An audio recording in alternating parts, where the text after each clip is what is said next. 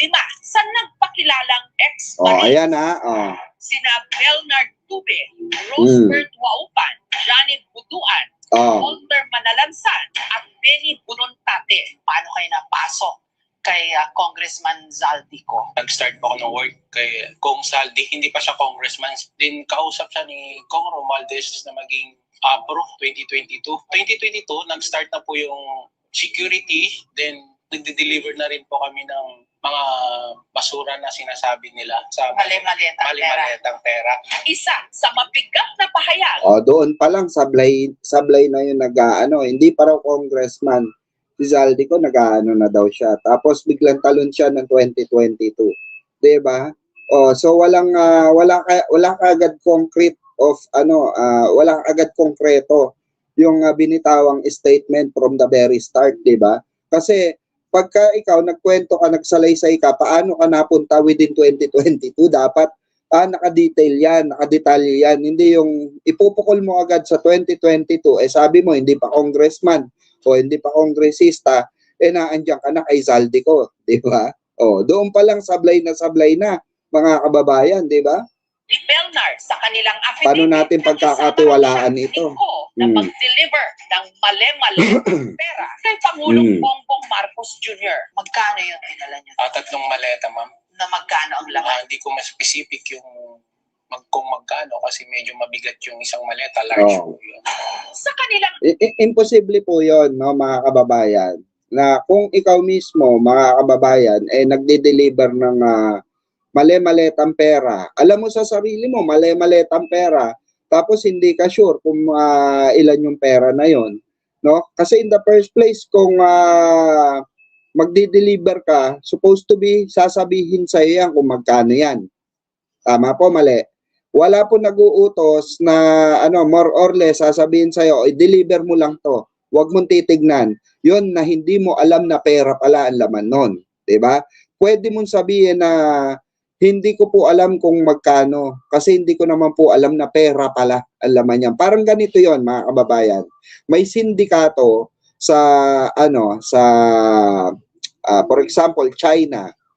Nagpuslit sila ng cocaine or ipinagbabawal na gamot gamit ang isang OFW, pinasabay sa kanila sa isang OFW. Di ba ang sinasabi ng OFW, pagka siya'y nahulihan ng ipinagbabawal na gamot, sasabihin niya, hindi ko po alam na yan ay kontrabando or cocaine. Dahil pinasabay lang po sa akin yan. Tama, mali. Pero sila, alam nila agad, totally pera, mga kababayan. 'Di ba? Alam agad nila pera.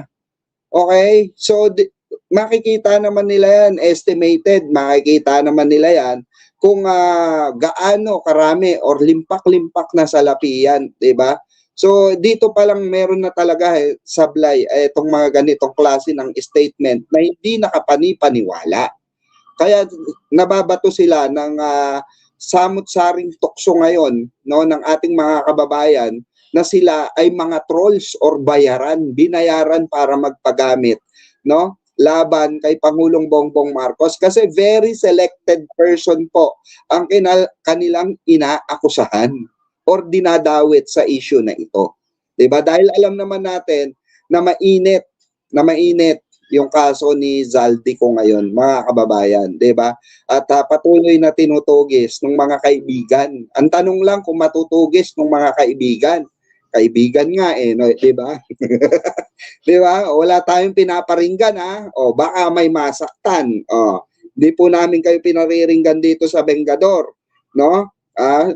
Facts check lang po tayo kasi napapansin namin, no? Alam mo naman kung nasaan. Pero ikaw, wala kang ginagawa. Alam mo naman pala kung saan nagtatago, ngawa ka lang ng ngawa. 'Di ba? Palibasa, kaibigan mo. 'Di ba? Tuloy natin. Affidavit, hindi lang pare-pareho ang mga i-deliver nilang pera. Hindi raw pare-pareho. Pero ayon sa computation, mali. May large na maleta na naglalaman ng 50 to 70 million pesos. Medium para sa 30 to 40 million at small para sa 15 to 25 million. Meron din daw paper bags na 5 to 10 million ang laman at expandable envelopes na 2 million pesos ang laman. Nung unang beses na pinag-deliver kayo ng pera o ng basura, sabi mo, anong pumasok sa isip mo? Sa amin, ng trabaho lang po yung pumasok sa isip namin. Kasi wala naman kaming intention na masama. Para pa lang po sa pamilya namin. Hindi ka na gulat na, Diyos ko, grabe, mali-malitang pera. Hindi naman po kami nagulat. No? Si Kung Saldi po is diba? contractor po. Hindi raw nagulat, pero 'di ba? Pero ngayon gulat na gulat sila. 'Di ba? Napansin niyo yung pattern nila. Sinabi nila hindi sila nagulat, pero dito gulat na gulat sila. Base sa statement nila, gulat na gulat sila na pera daw pala 'yon ng taong bayan.